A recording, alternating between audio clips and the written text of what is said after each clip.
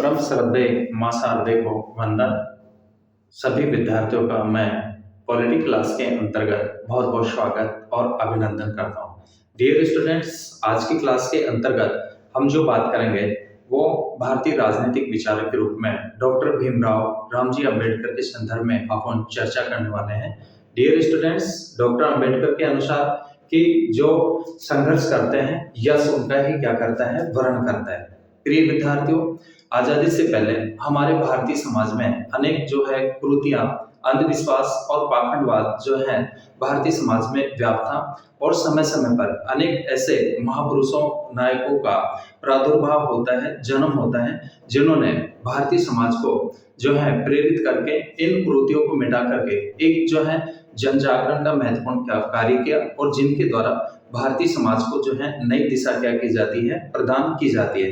प्रिय विद्यार्थियों, उसी कड़ी के अंतर्गत हम बात कर रहे हैं डॉक्टर भीमराव अंबेडकर जी के संदर्भ में। प्रिय विद्यार्थियों, सबसे पहले हम इनके जीवन परिचय के संदर्भ में बात करेंगे। उसके बाद में डॉक्टर भीमराव अंबेडकर के राजनीतिक विचार और दलितों उद्धार के लिए किए गए जो महत्वपूर्ण जो प्रयास हैं, जिनके कारण से इनको भारतीय समाज में दलितों के मसीहा के नाम से भी जो है जाना जाता है। भारतीय संविधान के निर्माण में भी इनका महत्वपूर्ण रोल रहता है, तो इनको भारतीय संविधान का शिल्पकार भी जो है कहा जाता है। आधुनिक भारत का मनु, इसके अलावा मार्टिन लूथर आदि नामों की जो है इनको क्या दी जाती है, संज्ञा दी जाती है। प्रिय विद्यार्थियों, जीवन परिचय के संदर्भ में आपको देखते हैं कि डॉक्टर भीमराव अंबेडकर, इनका जो पूरा नाम था डॉक्टर भीमराव रामजी अंबेडकर। भीमराव रामजी अंबेडकर, ठीक है।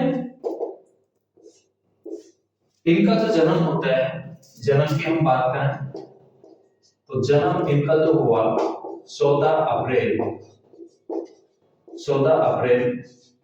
1891 में मध्य प्रदेश के महू छावनी में इनका क्या हुआ, जन्म हुआ, ठीक है। इनका जो जन्म होता है कब होता है, 14 अप्रैल 1891 को इनका जन्म हुआ और मध्य प्रदेश के महू छावनी में इनका क्या हुआ, जन्म हुआ। डियर स्टूडेंट्स, इनका जो जन्म है वो एक ऐसी जाति में होता है जो उस समय अछूत समझी जाती थी, अस्पृश्य या अछूत जाति समझी जाती थी। तो इनको जो है प्रारंभिक जीवन काल से ही जो है इस तरह के जो अस्पृश्य की जो यातनाएं थी वो इनको प्रत्यक्ष रूप से उनका क्या करना पड़ता है, सामना करना पड़ता है। तो इनके जो पिता थे, पिता का नाम जो था वो रामजी था। इनके जो पिता थे रामजी, ठीक है, पिता का नाम रामजी व माता का नाम जो है भीमाबाई था। माता का क्या नाम था, भीमाबाई, ठीक है। और पत्नी की बात करें हम तो पत्नी का नाम था रमाबाई, ये इनकी पत्नी थी। प्रिय विद्यार्थियों, जो है कि महू में 14 अप्रैल 1891 में इनका जन्म होता है और एक महार जाति में होता है। कौन सी जाति में, महार जाति में, जो कि उस समय निम्न जाति समझी जाती थी। तो डियर स्टूडेंट्स, इनके दादा का नाम मालोजी था और रामजी सकपाल। देखिए, परिवार का जो कुल नाम था वो क्या था, सकपाल, ठीक है। बचपन के नाम की बात करें हम तो इनको जो है बचपन में जो है भीमा, इनका जो जन्म का नाम था वो भीमा नाम था। जन्म का जो नाम था, जन्म का नाम क्या था, भीमा, ठीक है। और इनको लाड प्यार से जो है भीमा बोलते थे। क्या बोलते थे, भीमा। प्रिय विद्यार्थियों, परिवार के सदस्य लाड प्यार से भीमा कहते थे और भीमा की आयु जो है 6 वर्ष की थी। जब डॉक्टर भीमराव अंबेडकर की आयु जो 6 वर्ष थी तब इनकी माता का क्या हो जाता है, देहांत हो जाता है। और इनका बाद में जो पालन पोषण का जो काम किया, इनकी जो बुआ थी, कौन थी, मीराबाई, ठीक है। कौन थे, मीराबाई। मीराबाई के द्वारा इनका पालन पोषण किया जाता है। और इनके जो पिता थे वो कबीर पंथी थे। क्या थे? कबीर पंथी। तो भजन इसके अलावा जो है दोहों आदि इनको सुनाते थे। और उनका भी जो है इनके ऊपर प्रत्यक्ष रूप से जो प्रभाव पड़ना क्या था, स्वाभाविक था। डियर स्टूडेंट्स, जो है भीमा बचपन से दापोली, और इनका जो बचपन है वो दापोली और सतारा में जो है व्यतीत हुआ। और इन्होंने प्राथमिक शिक्षा इन्हीं स्थानों पर प्राप्त की। इन्होंने एलिफिस्टन स्कूल से 1907 में, एलिफिस्टन स्कूल से 1907 में जो है मैट्रिक की परीक्षा उत्तीर्ण की। मैट्रिक की जो है परीक्षा इन्होंने उत्तीर्ण की। मैट्रिक की परीक्षा उत्तीर्ण की। और प्रिय विद्यार्थियों, मैट्रिक की परीक्षा उस जाति में ये पहले व्यक्ति थे, पहले बालक थे जिन्होंने 1907 में मैट्रिक की परीक्षा उत्तीर्ण की। और ये बचपन से क्या थे, प्रतिभाशाली थे। इनकी प्रतिभा से ही जो है प्रभावित होकर के जो है इनके जो शिक्षक थे उन्होंने जो है एक समारोह का क्या किया, आयोजन किया।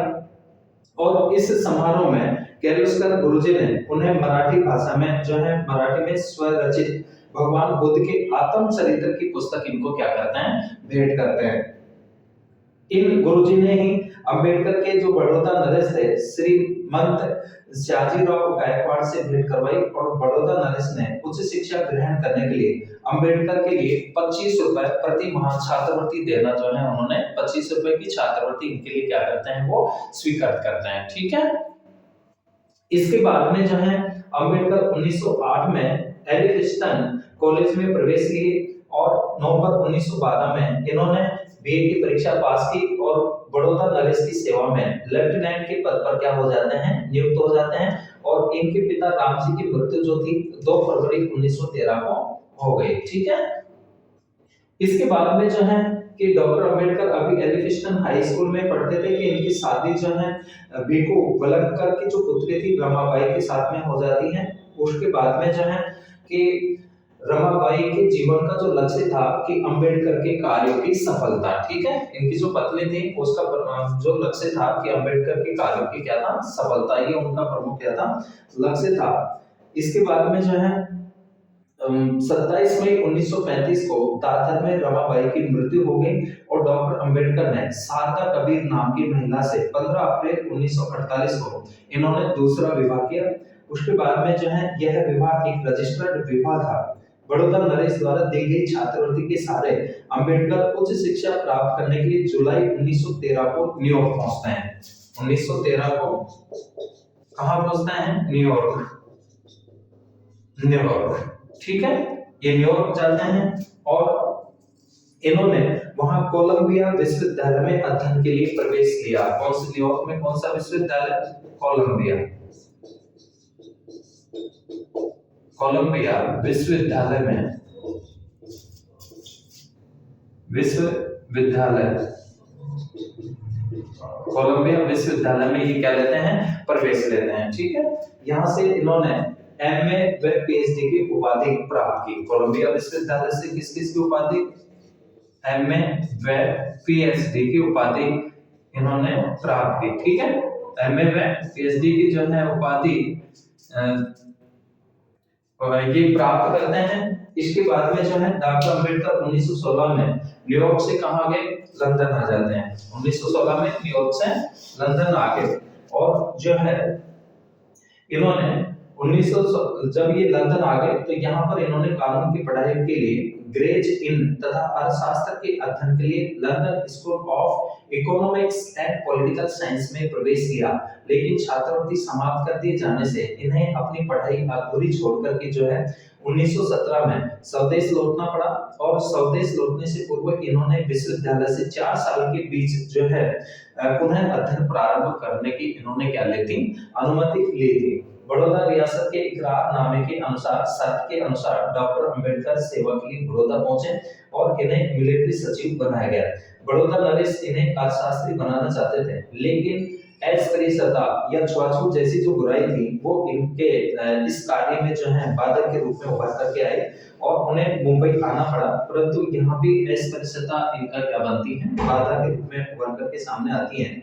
इन्होंने 1918 में मुंबई के सिडनहम कॉलेज में 450 रुपए प्रति माह पर पॉलिटिकल इकोनॉमी विषय के प्राध्यापक के रूप में ये कार्य प्रारंभ करते हैं। और डॉक्टर अंबेडकर पुनः अध्ययन के लिए 1920 में लंदन पहुंचे। वहां इन्होंने 1921 में provincial digitalization of imperial finance in British India विषय पर शोध करके एमएससी और 1922 में दी प्रॉब्लम रूपे पर निबंध लिख करके डीएससी की उपाधि इन्होंने क्या की प्राप्त की। उसके बाद में इन्होंने बौद्ध विश्वविद्यालय में कुछ माह तक संस्कृत का अध्ययन भी किया और डॉक्टर अंबेडकर अर्थशास्त्र, समाजशास्त्र और विधि शास्त्र में योग्यता प्राप्त किया थे, प्रसन्न थे, व्यक्ति थे। इसके बाद में डियर स्टूडेंट्स हम बात करते हैं इनके जीवन काल की जो अपमानजनक जो घटनाएं थी। इनके जीवन काल में अपमानजनक घटनाएं कि कौन-कौन सी घटनाओं का इनको जो है सामना करना पड़ा। तो जीवन के प्रारंभ से ऐश्वर्य होने के नाते डॉक्टर अंबेडकर को अपमानजनक घटनाओं और अमानवीय जो है व्यवहार का इनको जो है सामना करना पड़ता है और इन्हें छात्र जीवन में विद्यालय में दूसरे छात्रों के साथ में बैठने की जो थी अनुमति नहीं थी।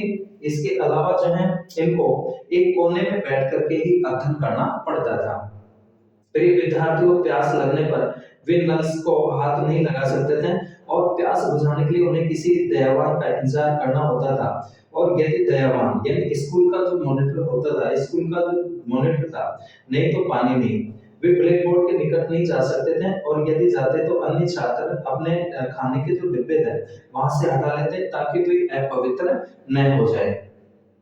अध्यापक उनकी अभ्यास पुस्तक नहीं छूते थे। संस्कृत का अध्यापक उन्हें संस्कृत पढ़ाने के लिए तैयार नहीं हुआ तो उन्हें मजबूरन जो है फारसी पढ़नी पड़ी और कोई नाई उनके बाल काटने के लिए तैयार नहीं था। यह कार्य उनकी बहन ही करती थी।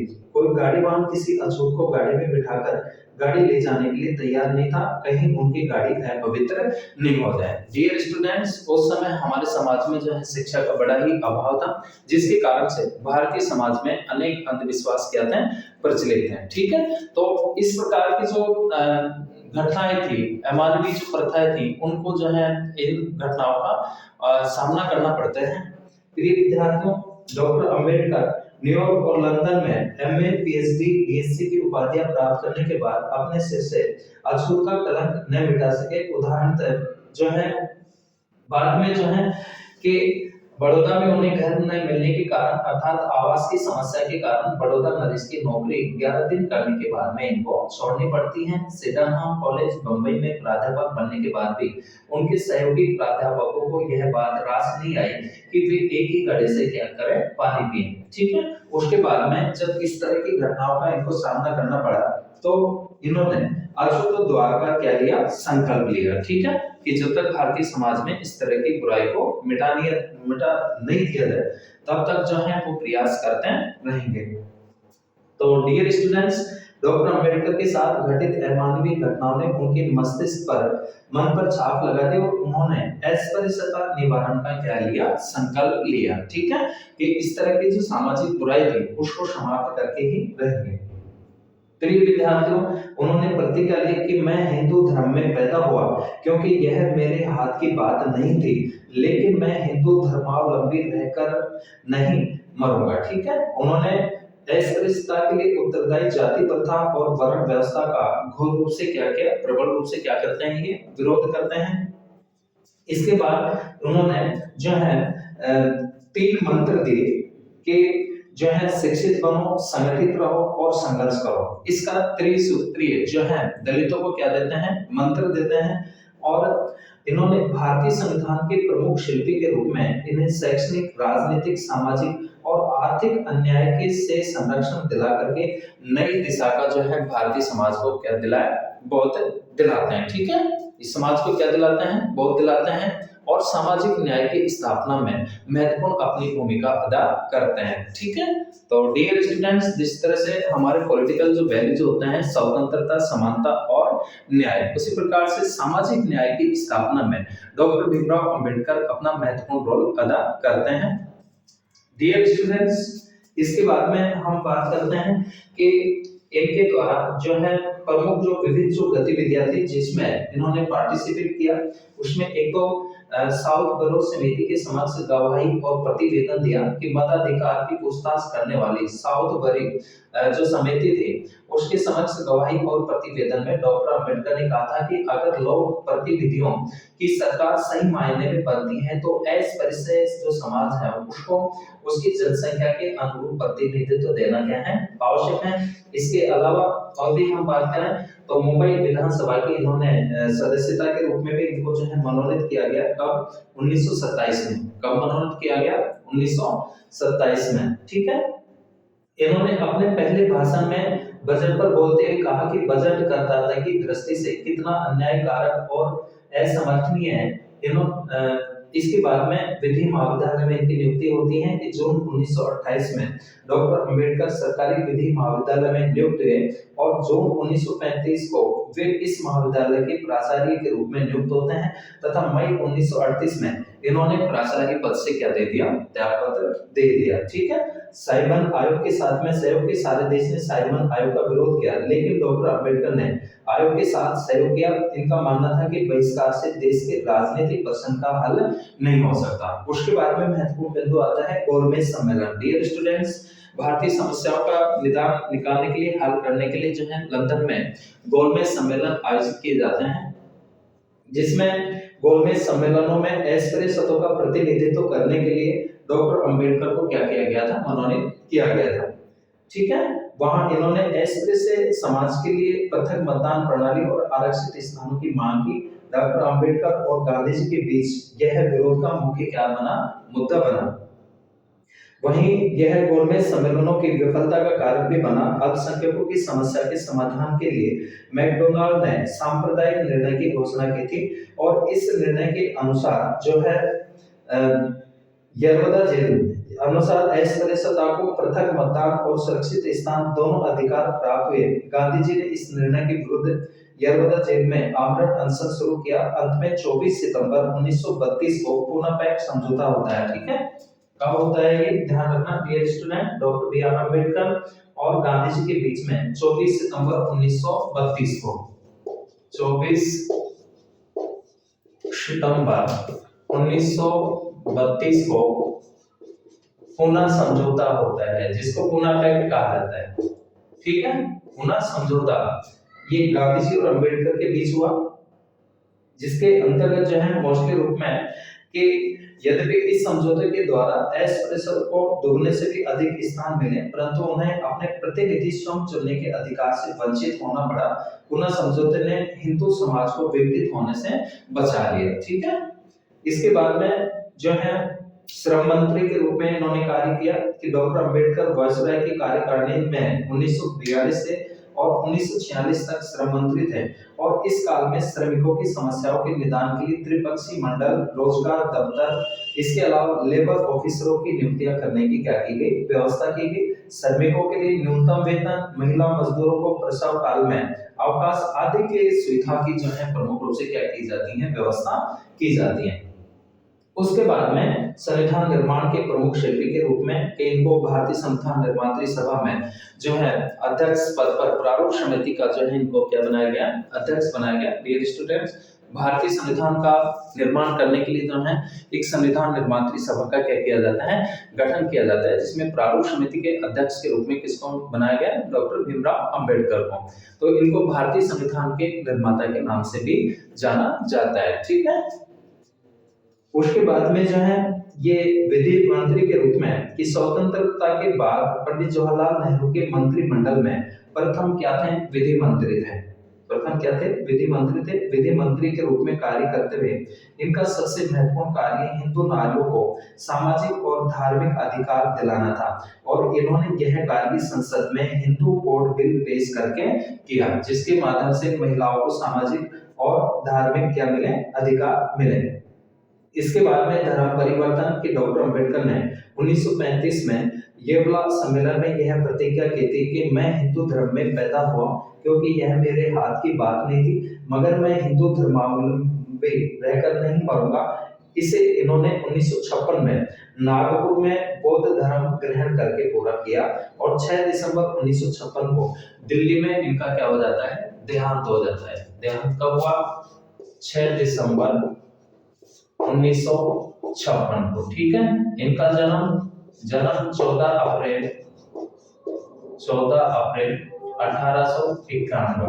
ठीक है, तो डियर स्टूडेंट्स, इसके बाद में प्रमुख रूप से हम बात करते हैं कि डॉक्टर भीमराव अंबेडकर के जो समाचार पत्र थे, न्यूज़पेपर, समाचार पत्र जन जागरण में महत्वपूर्ण जो है भूमिका निभाते हैं और समाज में नई चेतना उत्पन्न करने का जो महत्वपूर्ण कार्य किया जाता है, उसमें समाचार पत्रों की महत्वपूर्ण क्या होती है, भूमिका होती है। तो डॉक्टर भीमराव अंबेडकर जी के द्वारा जो है अनेक समाचार पत्रों का प्रकाशन किया गया और इनके जो महत्वपूर्ण जैसे समाचार पत्र थे, जैसे एक तो 1920 में मूक नायक, हम बात करते हैं इनके समाचार पत्रों की। समाचार पत्र एक तो 1920 में जो है मूक नायक नामक समाचार पत्र का प्रकाशन किया। कौन सा? मूक नायक। ठीक है, ये इनका प्रमुख समाचार पत्र था। इसके बाद में 1923 में बहिष्कृत भारत, 1923 में बहिष्कृत भारत, इस समाचार पत्र, ये पत्रिका थी, इसका प्रकाशन करते रहे ये, और ये पाक्षिक थे। ठीक है, कौन सी पत्रिका थी? पाक्षिक। इसके अलावा जो है 1929 में जनता, 1929 में जनता, ठीक है, ये जो है पाक्षिक थे। कौन सी? बहिष्कृत भारत, ये था साप्ताहिक। कौन सा था? साप्ताहिक समाचार पत्र। ठीक है, कौन सा? साप्ताहिक। और डियर स्टूडेंट्स, 1955 में प्रबुद्ध भारत, 1955 में प्रबुद्ध भारत। ठीक है, तो ये डॉक्टर भीमराव अंबेडकर के प्रमुख क्या थे? समाचार पत्र थे। तो उपयुक्त जो इनकी जो उपरोक्त जो कृतियां थी, समाचार पत्र थे, महत्वपूर्ण जो है कृतियां थी। इसके कारण जो है संपादन के परिप्रेक्ष्य में डॉक्टर भीमराव अंबेडकर भारत के एक महानतम बौद्धिक व्यक्तित्व के रूप में जो है क्या आते हैं? सामने आते हैं। ठीक है, तो डियर स्टूडेंट्स, इसके बाद में हम बात करते हैं डॉक्टर भीमराव अंबेडकर के विचारों को प्रभावित करने वाले तत्व, कि इनके विचारों पर किस किस का मोस्टली रूप में जो है प्रभाव पड़ते हैं। तो सबसे पहले तो जो है परिवार का प्रभाव देखने को मिला कि किसी भी राजनीतिक चिंतक के अगर विचारों की हम बात करते हैं तो प्रभावित करने में पारिवारिक पृष्ठभूमि का भारी क्या देखने को मिलता है? प्रभाव पड़ता है, देखने को मिलता है, स्वाभाविक भी है। और डॉक्टर अंबेडकर भी इसके अपवाद नहीं थे। उनके व्यक्तित्व पर इनके पिता सुबेदार सकपाल का प्रभाव स्पष्ट रूप से देखा जा सकता है। डॉक्टर अंबेडकर उनकी अनुशासन प्रियता तथा अध्ययन के प्रति प्रेम से वे अत्यधिक क्या हुए? प्रभावित हुए। और डॉक्टर भीमराव अंबेडकर के भी अध्ययन के प्रति गहरी अभिरुचि विकसित करने में इनके पिता की बड़ी क्या थी? भूमिका थी। अपने पिता के समान ही जीवन भर ये अनुशासित बने रहे।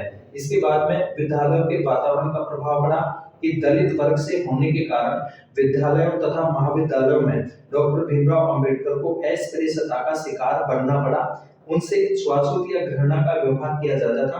इस कारण से उनके मन में हिंदू धर्म की सामाजिक भेदभावपूर्ण व्यवस्था के विरुद्ध विद्रोह की भावना क्या हो गई? उत्पन्न हो गई, तथा दलितों द्वारा उनके जीवन का क्या बन गया? लक्ष्य बन गया। इनके जीवन का प्रमुख जो लक्ष्य था दलितों द्वारा था कि भारतीय समाज में जो छुआछूत जैसी जो प्रथा थी, उसको जो कुरीति थे, उसका क्या करना था? निवारण करना था। ठीक है, ये इनके जीवन का प्रमुख क्या था? लक्ष्य था। इसके अलावा अध्यापकों का भी प्रभाव होता है कि डॉक्टर भीमराव अंबेडकर पर अध्यापकों और गुरुओं का भी भारी प्रभाव पड़ा। इनमें उल्लेखनीय थे सर्वश्री रामचंद्र भागवत अंबेडकर, पेंडसे कृष्णाजी अर्जुन केलुस्कर। इन अध्यापकों ने इन्हें सतत रूप से प्रोत्साहित किया और उन्हें सत्य विचार प्रदान किए। इनके प्रोत्साहन के कारण ही डॉक्टर अंबेडकर का व्यक्तित्व और कृतित्व जो इनका जो व्यक्तित्व था और कृतित्व निखरता गया। सामाजिक वातावरण का गहरा प्रभाव पड़ता है कि डॉक्टर अंबेडकर के समय भारतीय समाज की सामाजिक व्यवस्था का स्वरूप अत्यंत जो है दूषित था। छुआछूत, अस्पृश्यता, स्वर्ण जातियों द्वारा कथित दलित जातियों को हीन मानने की प्रवृत्ति तथा दलित जातियों की अत्यंत दयनीय स्थिति का प्रचलन था। डॉक्टर अंबेडकर के शिक्षित मन पर इसका भारी क्या पड़ा? प्रभाव पड़ा। और इस वातावरण ने डॉक्टर अंबेडकर को इसके विरुद्ध संघर्ष करने के लिए क्या किया? प्रेरित किया। ठीक है, तथा सामाजिक भेदभाव को समाप्त करने के लिए वे आजीवन जीवन पर्यंत जो है क्या करते रहे, संघर्ष करते रहे। इसके बाद में व्यक्तिगत जीवन की जो है यंत्रणाएं, इनको भी सामना करना पड़ा है इनको, कि डॉक्टर भीमराव अंबेडकर को व्यक्तिगत जीवन में सामाजिक भेदभाव, छुआछूत, अस्पृश्यता तथा स्वर्ण जातियों की बर्बरता का शिकार बनना पड़ा। इन्हें विद्यालय जीवन में अलग बिठाने, पीने के पानी के मटके के हाथ नहीं लगाने देने, अध्यापकों द्वारा भी इनके साथ अस्पृश्यता का व्यवहार करने, बैलगाड़ी के चालक द्वारा अछूत होने के कारण इनको गाड़ी से नीचे फेंकने, बड़ौदा राज्य की नौकरी लगने के बाद भी उन्हें आवास नहीं दिए जाने, उनके सहयोगियों तथा माताहतों के द्वारा भी भेदभाव किए जाने की घटनाओं ने उन्हें सामाजिक अन्याय, अत्याचार और उत्पीड़न के विरुद्ध दलित समाज को संगठित करने के लिए क्या किया, प्रेरित किया। तो डियर स्टूडेंट्स, भारत में सामाजिक न्याय के पुरोधा के रूप में भी इनको जाना जाता है कि सामाजिक न्याय, सामाजिक समानता स्थापित करने में इनका महत्वपूर्ण क्या रहता है, रोल रहता है। ठीक है। इसके बाद में चिंतकों और दार्शनिकों का भी जो है प्रभाव पड़ा, जिसमें प्रमुख रूप से जो है महान समाज सुधारक ज्योतिबा फुले का सर्वाधिक प्रभाव था, जो सामाजिक दृष्टि से हीन समझे जाने वाले दलितों के लिए जीवन पर्यंत समाज से सवर्ण वर्ग से संघर्ष करते रहे। इसके अतिरिक्त उन पर पाश्चात्य विचारक जिनमें जॉन डेविड वाशिंगटन ब्रूकर का भी क्या था, प्रभाव था। पाश्चात्य शिक्षा का इनके ऊपर प्रभाव था, जिसके अंतर्गत की पाश्चात्य शिक्षा ने उनमें आधुनिक विचारों, लोकतंत्र, स्वतंत्रता, समानता, सामाजिक न्याय, उदारवाद, विश्व बंधुत्व, समाजवाद इत्यादि का समावेश किया। और इस शिक्षा ने इन्हें सामाजिक आडंबरों, सामाजिक भेदभाव, सामाजिक अन्याय का कटु आलोचक बना दिया। ठीक है। तो डियर स्टूडेंट्स, ये इनके ऊपर प्रमुख रूप से जो है क्या था, प्रभाव था। प्रिय विद्यार्थियों, नेक्स्ट क्लास में हम डॉक्टर भीमराव अंबेडकर जी के राजनीतिक विचारों के संदर्भ में अपन जो है बात करेंगे। तब तक सभी विद्यार्थियों का बहुत बहुत धन्यवाद।